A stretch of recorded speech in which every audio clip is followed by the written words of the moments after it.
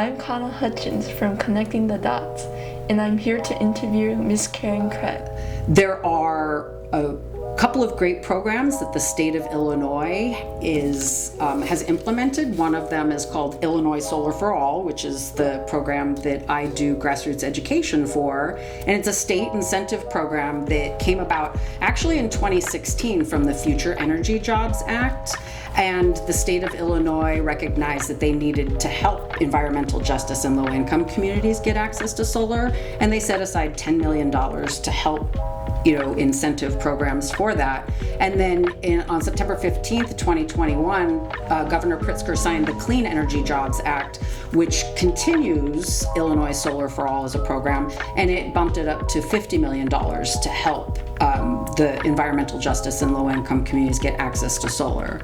And that is an income qualified program, so it's for income eligible residents within the state of Illinois.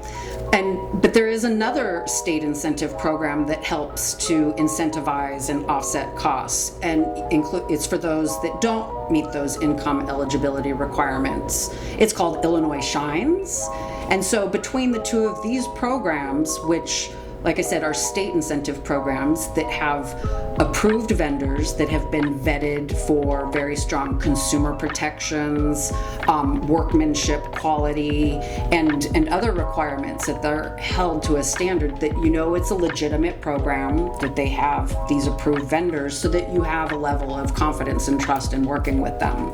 I will say that solar is growing very quickly, and there are a lot of companies that are out there. So it's important to make sure that you do some research on those companies to find out which ones are legitimate and have good consumer practices.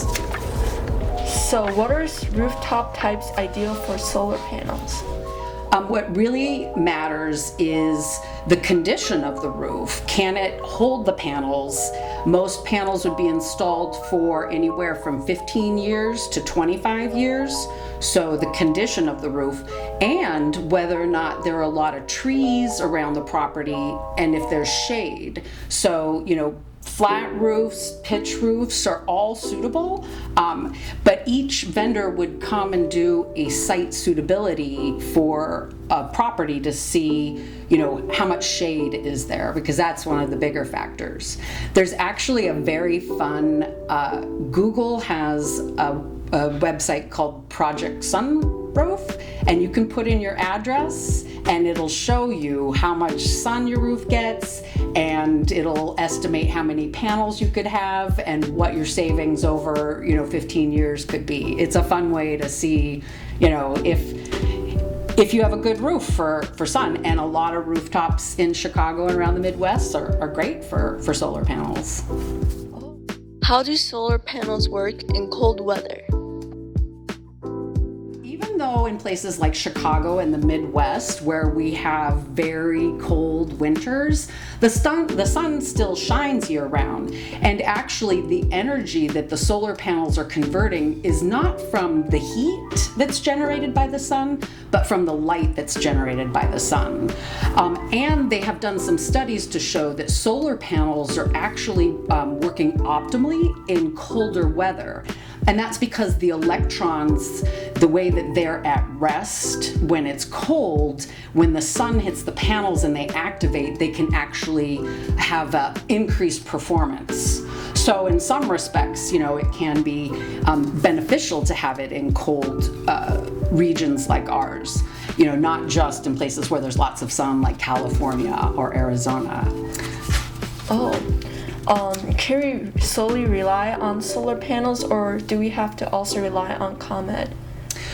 Even though you may have solar panels installed on your house, you will still be connected to the grid. And so with ComEd, yes, it is possible for someone to be off grid, but really that's in very rare cases in very rural areas. The solar panels can generate energy for you to use in your home, but it's usually not enough. And so you're still drawing power from the grid, and there are ways that there are automatic transfers where the solar panels are generating energy that's being put back into the grid.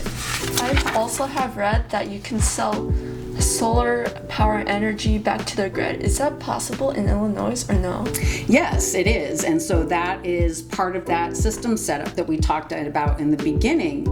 You have your solar panels on the roof that are absorbing that sun radiation energy, and then they connect to an inverter, which converts that energy that can be used in your home and also sent back to the grid. And those renewable energy credits are very valuable. They're not like money, but they're valuable in that companies can utilize those to.